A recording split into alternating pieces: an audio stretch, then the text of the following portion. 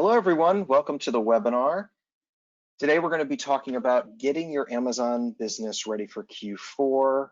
A really exciting season coming up, but a lot of changes, obviously, that we know about that are going to make this Q4 probably very different than many others that you've gone through. So with all that, I'm just really excited to welcome Ali Kendall, who's a team lead over here at Takeometrics, along with Leslie Hensel, who's a partner over at Riverbend Consulting. And there's a lot of great stuff we're going to cover in this webinar. And really the crux of it is just making sure that you're kind of dotting all your I's and crossing all your T's when it comes to just putting your business in the best position possible, given all the uncertainty, given everything that you already know about Q4, to just really make the upcoming holiday season as best as it can be for your business, outflank competitors, and all that good stuff. So with that, just a quick overview of Takeometrics and what we do. So Takeometrics, we're a technology platform, and we kind of combine, we have a SaaS product, but then if you're, let's say, a business that wants an extra degree of help, we have expert analysts on hands that can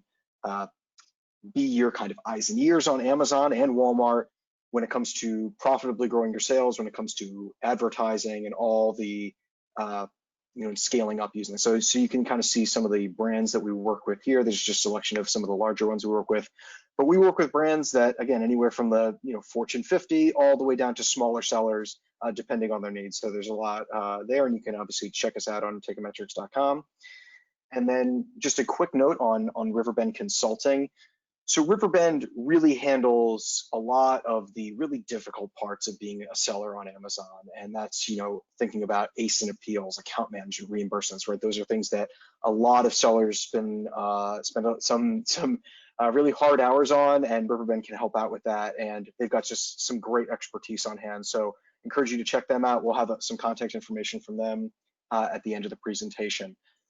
And just to get to our agenda, and maybe before I go over this, just a few housekeeping notes. So if you're on the line, just a note, we will be recording this webinar and sending out a recording of this within the next 24 hours, kind of following the conclusion of the webinar. Additionally, if at any time during the presentation you have a question that comes up, you don't have to wait till the end to submit it. You can see that little question box in the right-hand side of your screen. Click in there, enter your question, and then we'll collect as many of those as we can, get to them at the end of the presentation as part of the Q&A. So again, don't feel like you have to hold your questions for the end. As they come up, feel free to enter them there. And to just get to what we're going to be talking about today. So the first portion of the presentation, Leslie's going to lead, and really what she's going to talk about is when you think about risks of the holiday season, how do you minimize those risks? And part of that is also cleaning up your seller account to really improve your performance. And then thinking more strategically, should you be thinking about selling when it comes to these high demand seasons? So these are also some stats that Takeometrics has put together that Ali will be talking through. And then finally, we're going to wrap up with just kind of advertising best practices. When you have surging demand, your advertising strategy really needs to be tight in order to kind of reduce runaway costs, but also capture those sales that are there, right? This increase in demand. So after that, we're obviously going to wrap up with Q&A. So again, please put in questions as they come up in that question box. We'll get to as many of them as we can. And with that, I'd love to pass it over to Leslie. Thank you so much. I appreciate it. Okay, so I know this is everyone's most and least favorite topic at the same time, understanding risk on Amazon. So let's start out by talking about how Amazon sees your business. Now, first, I want to preface this by saying I am very fortunate to work with a great team at Riverbend that includes, we have about a dozen now ex-Amazon employees, including people from seller performance and seller account health and seller support. And so we've gathered a lot of information from our team about how Amazon really looks at your business. They don't really see you the way that you might assume that they see you. You are a collection of data points for Amazon. They have a lot of different data points about your account that you can see in Seller Central and others that you can't see. But in addition, when you're considering how to reduce your risk, and make sure that you are up and selling in the fourth quarter and that all of your ASINs are up and selling in the fourth quarter, it helps to think about the pressures that Amazon is under right now. Because every pressure that's put on Amazon, it kind of rolls downhill. It flows right down to you. And so think about what they care about, and then you'll see why they take the actions that they do against seller accounts. So first of all, we all know Amazon focuses on customer happiness. That is what they care about more than anything else. They care about the buyer more than they care about the seller. Public perception is huge right now, especially with all of the COVID stuff that's been going on. Amazon has loved this perception that they were the hero, and now they've got some fulfillment issues again. So, they're really worried about that. The Federal Trade Commission, of course, the FDA, we've been seeing a lot of enforcement on restricted products. Financial instruments, fraud and money laundering, all of that is required by the government. So like when they annoy you by asking you for verification information on an account that's 10 years old, that's why they're doing it. And finally, liability lawsuits, which those roll right downhill as well. So if we can jump to the next slide real quick. Awesome, thank you. So what increases your risk? What increases the chances of you missing out on important sales in the fourth quarter? Think of seller performance like you might think of a bank or an insurance company, right? They are the risk management arm of Amazon. So they are looking for anything about your business that makes you look risky to Amazon. So what does that mean? It can be customer complaints, obviously, poor product quality, even if it's a good product, but you get a lot of, or you think it is, and you get a lot of complaints for defective, that translates into risk for your account. Poor fulfillment or customer service, late shipments, not delivered shipments, those all look risky. Poor documentation, which is everyone's favorite, the magic invoice requirements of Amazon that they don't tell you until they need an invoice. If it doesn't fit their standards, that's a problem. And then finally, opportunism. This is something that is huge right now, y'all, with face masks and gloves and anything related to COVID, people jumping on listings they've never had before. That makes you automatically look risky, even if you are a veteran seller. So I've got some strategies for you that I want to talk about of how you can reduce risk for the fourth quarter, because seriously, this is the last time of the year that you want to be shut down. And I want to explain something real quickly before we jump into this strategy. I've been working on appeals for suspended accounts and ASINs for several years now. And we really over time have seen an ebb and flow that happens every year at Amazon. And I'm sure a lot of you have noticed it as well, especially if you have a lot of ASINs on the platform. So typically about now, right in July and August, we don't see that many account suspensions, but we do see a lot of ASIN suspensions. There are tons of ASINs coming down right now for restricted products or for used sold as new, or they also call that condition. So many ASINs coming down for our monthly clients right now for condition used sold as new. This is pre-Christmas season, pre-peak housekeeping, that they're looking at things on the ASIN level. Then as soon as textbook season is over in September, we start seeing a rush of suspensions. Now, usually September also has suspensions related to Prime Day, but since that isn't happening allegedly until October, if it does, that won't be quite so big, but I'm still expecting we will see a rash of suspensions of full accounts in September and October. And then October, November, during the beginning of peak, they will click that button to suspend an account much faster than they would at any other time of year. The metrics do not have to be that far off to get you a suspension. So let's talk about first strategy to avoid that kind of a mess is to talk about product quality. So success strategy number one is all about the quality of your products. ASIN audits are so important.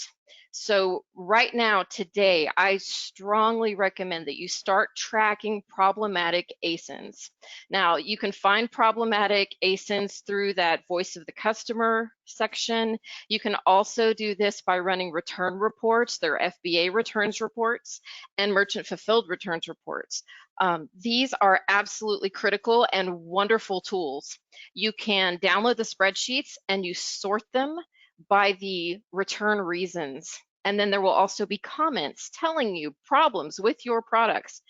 It is best now to figure out what the issues are and address them head on, or suspend your ASIN yourself, close it, stop selling it, fix the problem now, instead of waiting until the holiday season when you've got a lot in stock and Amazon won't let you move them. Used and open items is huge right now. And y'all, a lot of times, let's face it, if you're an FBA seller, you know FBA is causing a lot of your problems. That is just the truth, and it's an ugly truth, but Amazon will not hear or accept that as a reason for a complaint. So another strategy that I absolutely love for this time of year, if you have replenishables, strongly recommend that you start using 2 SKUs for your replenishable items. That way, if you have something you sell high volume, you're going to sell out of one SKU or get down to just a few units of that SKU. And then the next inbound shipment to FBA is a different SKU. You turn off the old SKU, recall the returns, and turn on your new SKU. That way, FBA is not reselling garbage returns that they have put back into fulfillable inventory. If you start doing this right now, you're going to have a lot cleaner inventory quality when we get to Q4. And then lastly, if you're a private label seller, so the reason that I show this image here of the torch, the blowtorch, I actually had a seller once who was selling a kitchen blowtorch, and it had poor welding along the seams, and fire would start seeping out of the blowtorch and burn the buyer. There are a lot more of these incidents than you would expect. If you have private label products, product testing needs to be on hand, but more importantly, it needs to be done. And I know a lot of folks are launching products this time of year that they think are going to be big Christmas sellers. Recently had a client who their account was blocked, like fraud blocked by Amazon, where they can no longer log in because a buyer of their product filed a product liability lawsuit against Amazon and also named my client as a defendant. So do not think that just having that liability insurance is going to protect you on Amazon. Amazon is getting much more aggressive about blocking sellers who have not done appropriate product testing. Okay, so next let's talk about fulfillment and customer service. This is so super important in Q4 because if Amazon perceives that you are not going to deliver a product you've sold, they're going to shut you down before you can not deliver to another buyer. And I think this is particularly important right now because, as we've all seen, Amazon clearly is not ready for Q4. They are still having some constraints at the warehouse level. Now they've put these restrictions on how much inventory you can ship in for new ASINs. They've changed the IPI requirements. So I think we all recognize that if you want to make sure your product is going to move in fourth quarter, at least some of that may have to be moved by your own fulfillment center. So that makes it super important to have a great fulfillment strategy in place now, because believe me, if you're trying to train people on fulfillment in fourth quarter when you've got hundreds of orders coming in, it does not end well. So my favorite feature of Seller Central is the vacation button, where you just go in and you switch your listings to inactive. It only applies to your merchant fulfilled listings. We really encourage clients to use the button early and often if you get behind. If you see your late shipment rate creeping up to that 4% mark, hit the button, don't wait. Because you can clear that out pretty quickly, but what you don't want is an automated suspension by Amazon, because that is automated. Tour your warehouse like today. Tour it like you're an outsider. Look at your boxes, look at your materials, watch people pack the orders, see if they're actually packing them the way you would want them to be packed for something being sent to your mom. My standard is not how you'd want it shipped to yourself. It's always how you'd want it shipped to your mom, because I think we're all a lot pickier for these things. And finally, if you do not have customer service messages that are templates, I strongly recommend you get those written in the next few weeks. And my number one reason for this, great customer service is important. Being able to outsource customer service is important for sellers. The owner of the account has better things to do than answering customer service messages, but you want to make sure they're still done to your standards. But even more importantly, we all know that Amazon buyers are super picky. And so the last thing that you want to do is have some really ridiculous, annoying buyer who's being annoying, and then write a customer service message back to them while you're angry or annoyed with them. That's why templates are really important. They also save time, and you can load them right into Seller Central. So they'll save time, save money, save all the things, but also make sure that no matter how ridiculous your buyer is, they're getting a friendly, happy message. Documentation, everyone's least favorite topic that I talk about is invoices. Invoices are a huge issue, and let me explain why. It is because Amazon never nowhere tells you what their standards are for invoices. So you might think you're collecting great invoices when you buy products, and then Amazon suspends an ASIN or your account. You send in your invoices and they tell you they're not acceptable. Then people freak out, the seller freaks out and photoshops them to make them comply, sends them back into Amazon, and gets suspended for forged or manipulated documents, because Amazon's gotten really good at seeing the signs of forged and manipulated. So what makes an acceptable invoice? First of all, it cannot have the words commercial invoice, pro forma invoice. If it just says like sales order, they aren't going to take any of that. It cannot have those words. I know that commercial invoice is a standard actually used for importing, but it still can't have those words. It has to have full address, company info, and ideally contact information like phone. It's got to have a phone number for your supplier, but ideally phone, email address, and website for the supplier as well as for your company. All the addresses need to match. A good description of the product is super helpful, so it's not something that looks generic. And then here's the big secret that no one ever tells you. Ideally, your invoice needs to have a balance due of 0. And I know that's nuts because that's not how we do business here in the United States. But technically speaking, if an invoice has a balance due, it is a pro forma invoice. The transaction is not completed until it's been paid for. Therefore, if it's paid for, in theory, it should have a balance due of 0. There is a workaround for this. If you don't have a wonderful supplier willing to play ball and give you zeroed out invoices, you can give Amazon a matching proof of payment. So that could be a canceled check, it could be a wire transfer, it could be a statement on your credit card that clearly shows you've paid that amount. It gets really complicated if you have a vendor that you have like a rolling total, that you never really pay it off completely because it's, the orders are staggered over the months.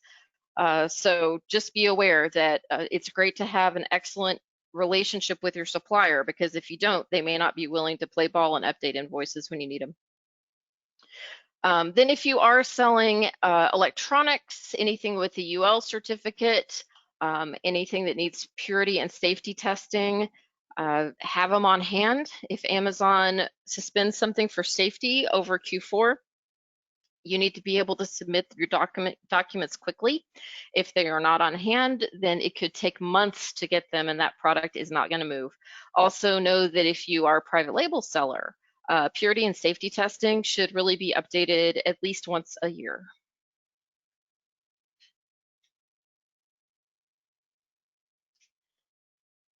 So Amazon has some bright lines they've been developing around opportunity versus opportunism. And we can have lots of discussion about how unfair some of this is and, and how subjective a lot of it is. I know that Amazon loves PPC and Vine.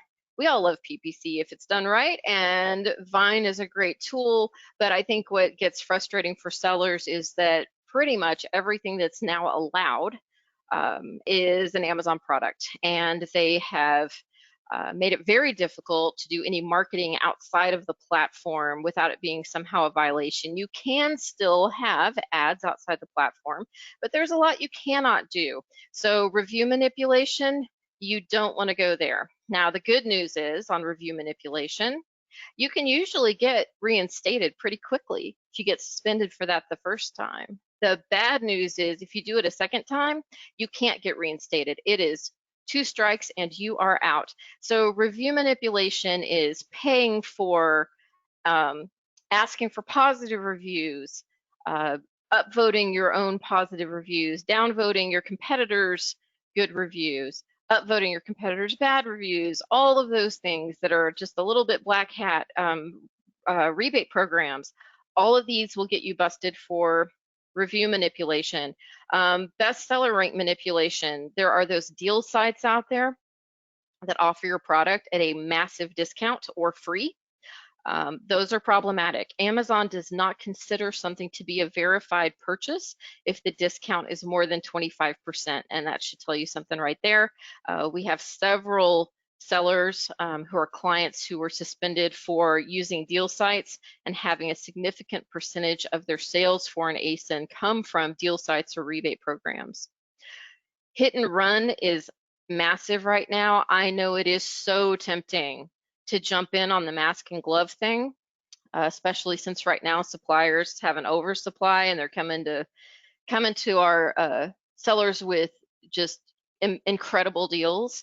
If you are not approved for that new category that was created, then you can't sell these products just by throwing them in another category. That's what most people are doing. They're putting it in another category, not in the new personal safety category. Stay away from it. It is dangerous. We have new clients for that every day, and you want to be our client for good things, not for that. And velocity reviews. So a velocity review, these happen in the fourth quarter more than any other time. This is for merchant fulfilled sellers. I think there's a lot of risk of velocity review this year in particular, since a lot of sellers are going to keep some of their inventory at home, knowing that the Amazon fulfillment centers may not be able to keep up with demand. So velocity reviews occur when your sales statistics are not supported by things like your customer feedback numbers, your store feedback numbers. So all of a sudden you're having just tons and tons of sales. The reason for this is they consider this a possibility of hit and run also. Hit and run being, you get 500 sales, you don't fulfill any of them, you take the money and run.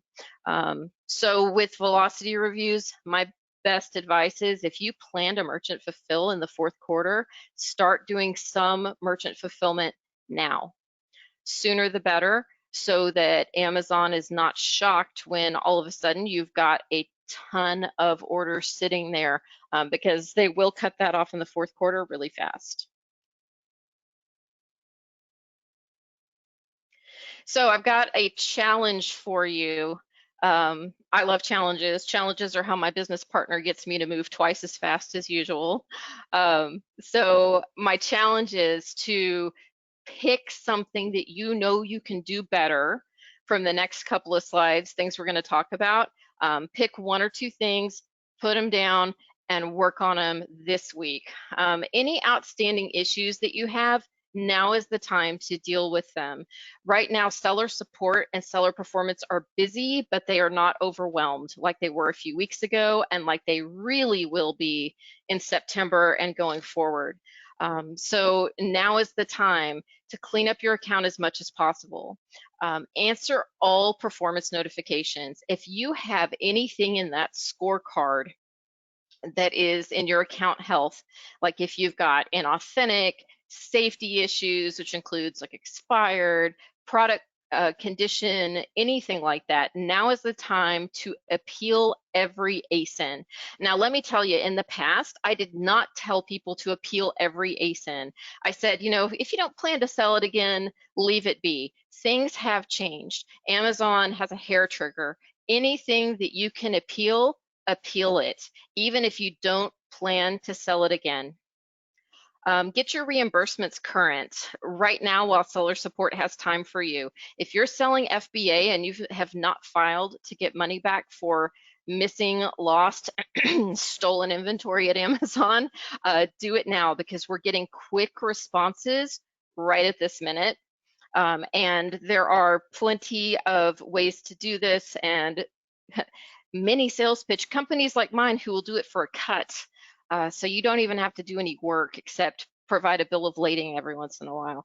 If you've got negative feedback, you cannot let those linger anymore, because after 90 days, you can't dispute them. You don't need any negative feedback going into the holidays, both for sales and for enforcement.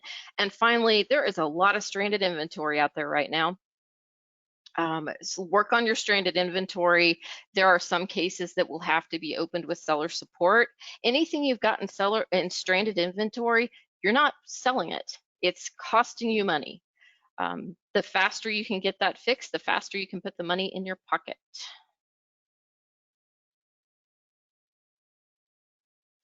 And then let's talk a little about selling strategy, which this is more of a techometrics thing, so it's a really good transition into Allie. You've got listing photos and A+ content if you're a brand owner that may be great, but you can always do better. And you aren't going to be adding lifestyle images and video or A+ content or listing photos in fourth quarter. And by then, you know, are you really going to get the most bang for your buck? You got to give Amazon time to notice it's all there. So this is the time to add keywords, improve your copy, all this stuff. The summer doldrums, we all complain because sales are always a little bit slower in July and August. Hey, fill up your time working on that and your PPC. You know, PPC, sometimes there's magic. Sometimes it's a matter of really finding that right combination of keywords and strategy and bids, and you don't want to figure that out on December 10th. You want to figure it out now, what is really competitive and what works. Even if you're not going to ramp up the budget until fourth quarter, that doesn't mean you can't do the testing now. And then finally, and this is so against what a lot of people will tell you, but there's a reason for it, I promise. I'm not a fan of running deals and coupons right now at all. In fact, I would hold it till Prime Day in October, or hold coupons if you really need to push inventory out until something isn't moving during peak, and I will tell you why. We have seen some really weird stuff with Amazon giving high price warnings on products, and that is happening in part because people are running deals and aggressive coupons almost as part of their overall pricing strategy. So Amazon is changing what it sees as the MSRP because there have been aggressive in Amazon couponing or a lot of deals. And then when you need to readjust your price up where you want it to be in fourth quarter at peak, you can't. So if you've had $3 off for 6 months, they aren't going to let you have your $3, and you're going to have to fight to get your $3. And it can take weeks of dealing with seller support to solve this issue. So I would be very hesitant on deals and coupons unless you really need them right now. So to wrap up real quick on my end, I love challenges. So pick a few things we talked about here with goals and deadlines. Get the help you need, reach out. I love it when people contact me just to ask questions. And I know Techometrics, they are super helpful as well. And I would love for you to start now during the summer doldrums because your competitors are not wasting any time, so you can't either. So I'll hand it off to Allie, and thanks to everyone for listening. Thank you so much, Leslie. So Leslie shared some awesome information around minimizing risk, but we're going to switch gears a little bit to talk about how you actually maximize the opportunity. As Leslie pointed out really poignantly, you really do have to get ahead of this. This is not something that you can hold off until December 1st, December 10th. You want to ensure that you're constantly looking at your advertising strategy, finding ways that you can optimize early so that you're ahead of all potential changes, all potential audience changes that will occur.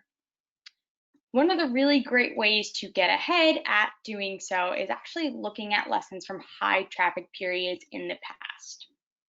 So to no big surprise, high traffic periods are usually at a pretty large success to just about every seller. Given the variety of opportunity, discounts definitely work, but they aren't a must for the successful holiday season. So for example, what we saw from Prime Day 2019 was that nearly all third-party sellers using Techometrics actually saw an increase in sales on Prime Day in 2019. That equated to over 94% of studied products, which grew revenue in this exact period. Most interestingly is that we saw an average revenue of 602% across these projects. So comparatively, 820% saw an increase from reducing their price. 469 saw an increase without the price, but it's still really important to note that the average increase was 602%. Bottom line here is that rather than researching to find the best deal, really diving into all of the different options, shoppers trust that Amazon's going to surface the most relevant results for them on the search page. So before you really dive headfirst into slashing prices, I'd recommend taking a few checks and balances. First and foremost, looking at what category keywords are most popular for your products. Where are you going to win on generic search terms? In order to get a really good sense of what this landscape looks like for you, you have to take a look at where you're ranking organically and near the top of the page. As we know, most shoppers don't really go much further beyond the first page of search reports, and this is going to have a huge effect on your total sales performance. Second, do you know what your expected conversion rate is? And probably second to that, what's your conversion rate today and where do you expect it to rise to? This is going to be absolutely key in setting a realistic budget to ensure that you're being able and have the ability to capitalize on such a high traffic period. Third, what's your margin? What can you really afford to give up in advertising dollars? Knowing that competition is going to increase, knowing that demand is going to decrease, how can you maximize your advertising dollars? What's left of your margin to retrieve the best possible return? And finally, are you winning the buy box? Pretty straightforward here. Of course, if the answer is no, your ads are not going to appear. To take kind of a quick check on buy box win percentage, we've actually we built this cheat sheet, which will be shared in the deck after, that really provides a good example of where you can check in and see where you're encountering issues, what the relative impact may be, the definition, and where you might be hitting a potential roadblock here. Our next key point is that you have to be able to adjust to understand the trends and change really quickly during the Q4 period. As you know, audience behavior based on consumer purchasing decisions shift really rapidly. In November, for example, you have people that are doing their early preliminary research in comparison to mid-December when people are really scrambling to find last-minute holiday gifts. At the foundation of successfully reaching each type of audience, getting a good pulse check on all of your audiences, you have to have a really solid campaign structure that allows you to adapt to these changes. In order to do so, over here at Techometrics, we recommend what we call a 3-to-1 campaign structure. So starting at the product level, of course, we recommend having 4 corresponding campaigns. First, of course, is having at least one automatic campaign. It's going to allow you to continually research new keywords for your product. And then we'd recommend breaking out your manual campaigns by your branded keywords, your competitor keywords, and your generic keywords. In doing so, you're going to have the opportunity to set a goal that's very specific to each type of keyword within each campaign, which corresponds to an audience. For example, your efficiency target is going to probably be a lot lower on your brand keywords, right? These are highly qualified shoppers that are very familiar with you. They're actually typing in your brand name directly into the search bar. Comparatively, your competitor keywords, your generic keywords, this is where you're going to be able to drive true and incremental sales. These are shoppers that may not be familiar with you, so your efficiency target is probably going to be a little bit higher across the board. After taking that really strong foundation in campaign structure, you then of course have to keep up with the day-to-day maintenance. In doing so, you have to set forward a really clearly defined strategy because it's so easy given the increased demand, increase in traffic to really waste money on advertising quickly. So as we know, every product will have a different price, margin, and different life cycle stage across the board. This probably isn't wildly surprising, but then based on obviously the fact that you have keywords corresponding to this product, which then have a different audience, bid, and ACoS, how do you combine the 2 different factors with all of these different aspects to ensure that your strategy is actually reflecting all of these factors accurately? The key trick here is that you really can't take a drag and drop strategy across all of your campaigns and all of your keywords. Your branded keywords, as I mentioned, should be on the lower side of bidding, right? These are attracting the audiences that you need, that are familiar with your product, know what they're looking for, and search for it directly. So there's probably not a ton of incremental value in going after these audiences. Whereas comparatively, as I mentioned, competitor terms, generic terms, that's when you're going to capture shoppers that are truly incremental to your brand. Next key aspect here is bidding to value. What this means is diving into understanding what the true value of a click is to you. More specifically, for every product that you're selling, how much are you willing to give up and spend to acquire a sale? In order to land on what this may look like for your individual products, you have to take a more holistic approach to looking at your margin, your product price, your life cycle stage, and your audience. This is what's going to help you determine what profitability looks like to you during a peak period.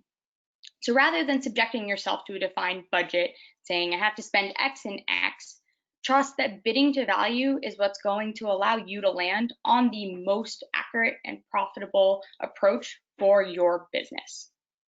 And next, of course, focus on conversion rate changes rather than ACoS.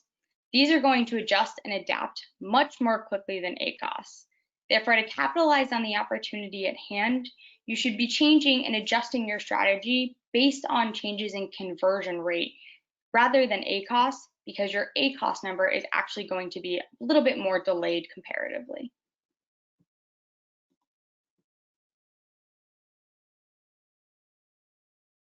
Andrew, I will pass this back over to you. Great, thanks, Allie. Yeah, so just to wrap up before we get to questions, so just kind of taking from the top, what you should really be thinking about kind of from a minimizing risk perspective is that this is what Amazon wants to do, right? Amazon wants to minimize the risk to them. They're obviously under the microscope from at a federal level, even international level, and they're really trying to make sure to really button up so that they are not allowing sellers on the platform to essentially take advantage of the system. So you really just need to do your best to allay those potential concerns, and Leslie laid them out very, very well at the early part of the presentation. Again, you'll get this whole presentation at the end so you can review it in more depth as well. And as part of that, when you think about right now, you got the sum of doldrums, as Leslie was talking about, this is the time to think about fulfillment and your customer service operations and put yourself in a position where you're not necessarily totally hamstrung if FBA goes awry, let's say in the next 4 or 5 months. Maybe you have an FBA backstop if you can look into that, right? Don't wait until you're knee deep in the holiday season to try to get those together. It's going to be too much of a pain, and you're probably not going to get up and running quick enough. Additionally, you need to be proactive now. Address those complaints. If you have those performance notifications that you're seeing, this is the time to address those, right? When you're going to get those good response times from from supplier support, so from seller support rather. This is the time to do it. So do this now. And similarly, when you think about your product detail pages, some of those changes don't happen immediately.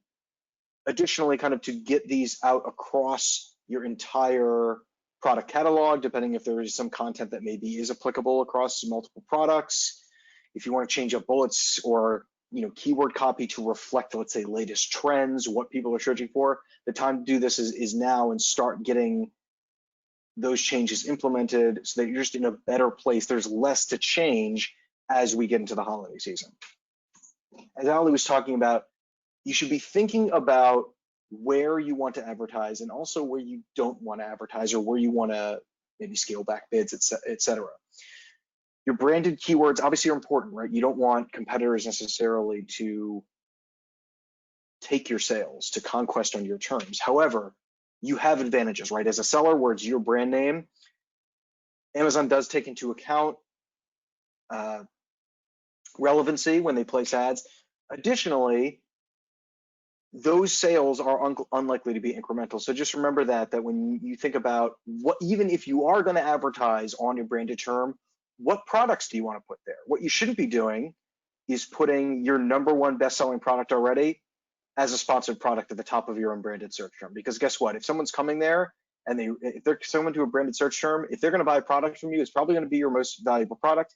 Think about potentially putting new products in those sponsored placements for your branded terms, or potentially long tail products that you're looking to liquidate, right? These are the type of products that you actually get at least some additional value, even if someone clicks on them on a branded term, versus, let's say, your most popular products that they're going to see 1, 2, and 3 organically on that page anyway. And as part of this, right, when you think about this budget, you need to set realistic budgets and uncap, right, if possible, because as conversion rates go up, as you see consumers coming to Amazon, you need to be, in some cases, if you see those conversion rates going up, you want to be more aggressive, right? It means you're seeing, wow, I'm attracting these consumers, they're buying on these ads, right? I want to push more on that, right? I want to continue to take advantage of that volume, rather than, right, if you're in a very strict budget scenario, you might run out of budget if there's very high traffic. You could run out of budget by noon, and now you're letting all your competitors really sap those sales through the rest of the day. So just be aware of that, right, when you think about budgeting over the course of the holiday season. And to that point, right, you got to be laser focused on conversion rates. Conversion rates are the first indicator you're going to see that something is going right, that you're hitting the right mark when it comes to your ads showing up in the right place at the right time. What you don't want to focus on is ACoS, or these kind of downstream metrics, at least initially, because that's going to be a lagging indicator. You're going to see that kind of show up later. So really, really focus on conversion rates, key in on those. And with that, we can get to some questions. So I think the first one, and I guess, before we get to those, just a shout out here again to Leslie and Ali for hopping on. And here's some contact information for you guys if anyone on the call wants to get in touch.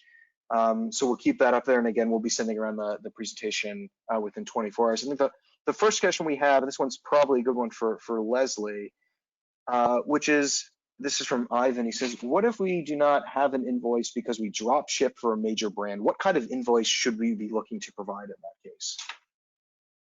Hey, Ivan, thanks for that question. It's a really good one. So there are two potential situations here. One is that you have listings for that brand, but you have not yet shipped any product because you've uploaded their catalog. And the second is you're actively drop shipping. Now, keep in mind that retail drop shipping is not allowed on Amazon. You cannot buy product from Home Depot or Target. and have it shipped out to the customer, because in that case, Amazon will see those invoices and they will know that you were retail drop shipping, which is a quick suspension. Also, be aware that retail drop shipping will get your funds permanently held now, so it's very risky. But assuming this is an approved wholesale dropship relationship, it is really smart to have some kind of an opening buy, an opening purchase from the brand. So buy something up front that you have quantity of that you can actually sell yourself, even if it's just 20 units over a few ASINs.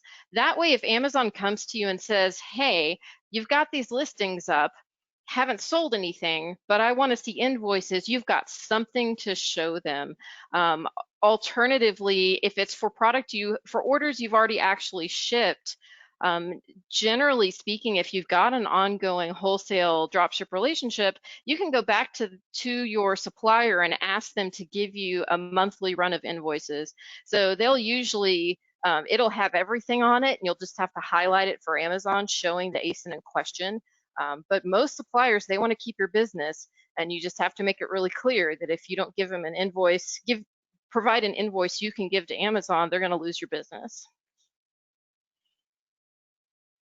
Great, thanks, Leslie. Another good one. This one just came in from Leonard, and I think it's in our earlier chats, I think you'd mentioned this, but there were recently announced inventory and shipping restrictions from Amazon, and these are obviously kind of an evolving situation. But Leslie, kind of what are your thoughts there in terms of sellers kind of just getting prepared for what may come, and who knows, exactly how this shakes out, but any kind of at least initial advice there? Absolutely. Thanks for the question, Leonard. I got to tell y'all, the announcement that came from Amazon that was trying to spin and tell you that even if your IPI is under 500, you're still going to have more space in the warehouse than last year.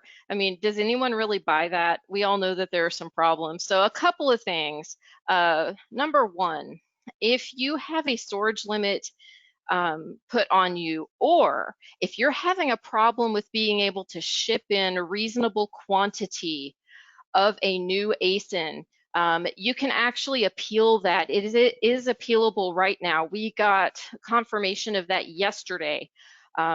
So what you have to do, you create a case with seller support. And when you create that case, you need to explain the business case for why they need to allow you to ship in more than 20 units, or they need to give you increased storage. And a business case would be something like, hey, I've been selling a similar product that is moving 500 units a day, so shipping in 20 isn't going to help me. Or let me show you the history of how much I sold of this in the fourth quarter last year. I need more storage because, and you have to really build a strong business case. That goes to seller support. They are sending it to the FBA team who is making determinations. What we are hearing is the determinations are coming back in between 3 and 7 days. So strategy number 2, I strongly recommend having some kind of capability for merchant fulfilled for this holiday season, because I am very suspicious. So last year, I think the cutoff for shipping into the fulfillment center and having it available for peak was something like December 3rd. And if y'all sold last year during the holidays, you remember, man, it was backed up at the fulfillment centers, and that was before COVID. So I would bet they're going to have the cutoff date be sometime in November.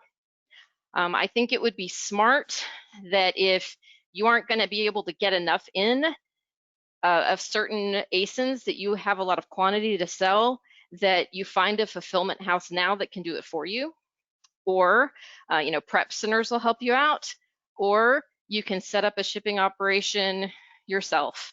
If we're all stuck at home, a lot of schools are closing for November and sending students home to finish their work in December.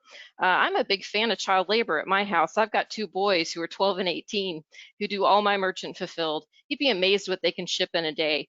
If you're a small seller, you can totally swing this if you just get it set up and practice now. And just pretend I didn't say the thing about being an advocate of child labor. Listen, it's all in the family, then it's okay. I remember so Allie, maybe you can chime in with this one. I think this is a good one for you, and maybe just from your experience. Which this is a question from Tim, and I guess he's running into kind of ineligibility around some campaign ads and maybe some common reasons around that. I know obviously we talked about buy box, but I don't know if you have experience kind of working through some of these issues for clients in terms of just getting their ads up and running. Yeah, Tim, that is a great question. I think the factors are a little bit numerous, I would say. So I definitely encourage you to reach out so we could dive in a little bit more specifically, particularly with everything that's going on with Amazon lately. I would definitely, look at some of the basics like buy box and eligibility, inventory, really kind of starting from the nitty gritty. Never hurts to kind of review some of Amazon's advertising policies too and ensure that you're really checking all of the boxes there. Once again, everyone's situation is so unique, so I'm not sure if I have a clear-cut answer to you, but I would really start with the basics and then drive into more of the advertising specifics to get a good sense of maybe where the roadblock may be coming from.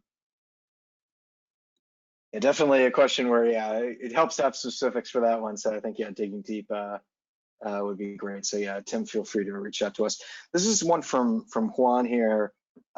It's kind of an interesting question, I think, and I can learn something here, and then curious to both your guys' thoughts, which was, I guess the one says they're the only seller manufacturer with a product, they're winning the buy box, but it's kind of more around 60-75%. So despite the fact that they're only the kind of the only seller, right, there's evidently some potential resellers here. I mean, where I would say is right, obviously this comes down to price, and then additionally, if you're having some gray market reselling of your product, depending on what agreements you've got, right, there may be, I know we did a webinar, this was probably 4 or 5 months ago, with a company called Wiser that really just handles all these type of, reseller agreements and negotiating them. But when you have some folks that might be reselling your product and doing stuff around that, I don't know if Leslie, you've kind of have maybe some experience dealing with, potentially some gray market there, or what maybe some suggestions are, but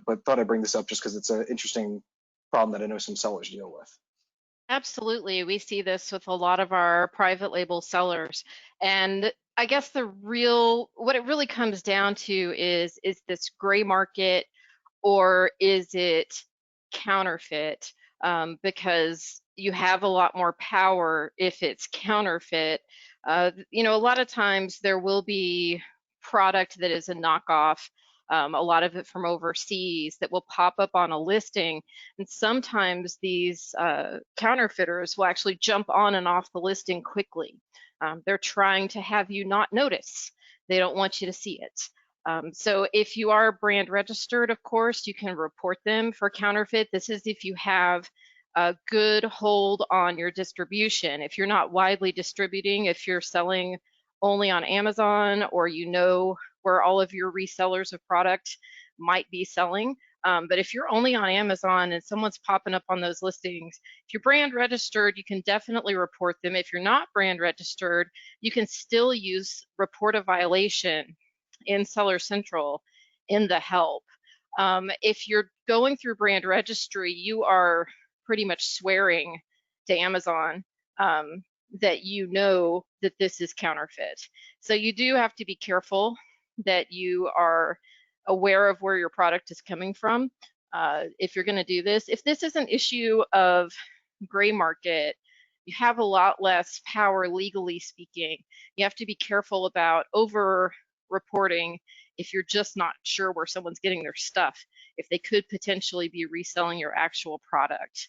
And that's really more of a hunt and peck outside of Amazon instead of something that you can report inside of Amazon. Yeah, I know Wiser had talked about, okay, have a clear minimum advertised price policy and be very, but that it is kind of a whack-a-mole and a lot of work, kind of, again, to your point, outside of Amazon. So not an easy problem, and yeah, hopefully something that's a little more easily solved. So this is one, because I know we only have a limited amount of time left. Probably another one for Allie, and something that I know I touched on earlier, but could maybe use additional color here, which is, should you be worried about a competitor kind of conquesting if you're not bidding on branded terms. So Ali, I know I have some thoughts on it, but Ali, I don't know if you want to kind of kick it off with maybe some experience you've got working with clients. Yeah, this is a great question. So I maybe wouldn't say you should be worried. Should I say, or what we recommend would say, you should always have what we call an always on strategy with your branded keywords, right? You should constantly be bidding and providing keywords that defend your brand terms at all time to ensure that that placement is never taken, right? Like Andrew said, Amazon is surfacing suggestions based on relevancy, and not to say that there's a genuine fear if your brand isn't super recognizable, if it's a little bit lower. But that being said, you want to ensure that that is always your territory at all times. That is your brand term. And that in order to capture those extremely relevant shoppers that are familiar with your brand terms, you want to be the first thing that comes to mind rather than having one of your competitors get in front of that spot. Yeah, and to just build on Ali's point, this should be really depending on the context of your brand and where you're at. If you're a relatively unknown brand, sure, you want to dedicate some budgets just to in case people search that you'll be top of search, but that shouldn't be your main focus, right? Your main focus as you're building a brand on Amazon should absolutely be on the generic or category level terms, because guess what? Those are the ones that are getting significant volume. And in comparison to a competitor term, like your big competitors, it's going to be a little bit easier to capture sales from those terms. One, generic terms generally are much more pervasive across the most popular terms on Amazon. And we talked about it earlier, but when someone types in a branded search term for, let's say, a competitor, they are already geared in as I want this brand. So your ad showing up, it's much less likely to result in sales. It's great because it's naturally incremental. You're taking it from a competitor, but it's much harder to drive a consumer to that versus a generic term. Someone doesn't know what brand they want yet. They're much more likely to scroll down the page as compared to a branded term. And these are things that literally even come out of ARA. Like, we know this is true. So just be cognizant of the fact that while you do want to defend your brand turf, your main focus, especially if you're a smaller brand, should be just, I want to rank and I want to get high up on key unbranded terms as much as I can, because that's going to drive the sales velocity, will actually improve your organic rank over time. So just stay focused on that. So I think we have time for maybe one more question. This is probably a good one for Leslie.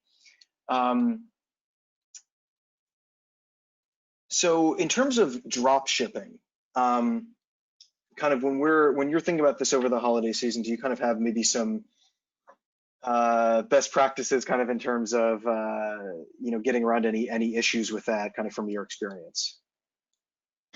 So drop shipping, the retail drop shipping, which there's a lot of temptation during Christmas for folks to do the retail drop shipping where you're actually buying off of eBay or buying off of Home Depot and having that shipped for you.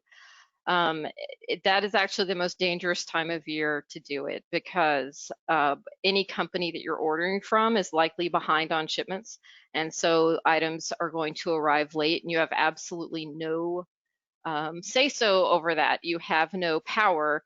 And what's your plan of action going to be if you get hit for late shipment rate? I'm gonna make Home Depot ship it faster. Now, if you actually have an approved drop shipping relationship with a wholesaler, it is super important to talk about service level agreements. Most people do not have a discussion with their drop shipping supplier about SLAs in advance. They just kind of assume that their drop shipper is going to meet certain standards and get things out. They've got to understand that Amazon is a different kind of animal than other marketplaces, and that there is not tolerance, especially at the holidays, for late shipments. So to keep the lines of communication open, it's good to start that now, and to actually train your supplier that if they are getting behind, they need to call you and tell you to disable the listings in their catalog.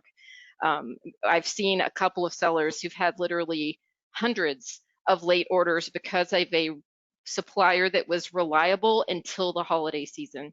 So if you start those discussions now, hopefully they will prioritize your orders when the time comes at Q4. Great. Thanks so much. I think we're just about at time, so we're going to wrap up here. Thanks again to Leslie and Allie for this great webinar. This is super interesting. So again, everyone else on the line, we're going to be sending along a recording of this along with the presentation within the next 24 hours. So keep an eye out for that. So thanks again once again to our presenters, everyone else on the line, and looking forward to seeing you on the next webinar. Bye-bye now.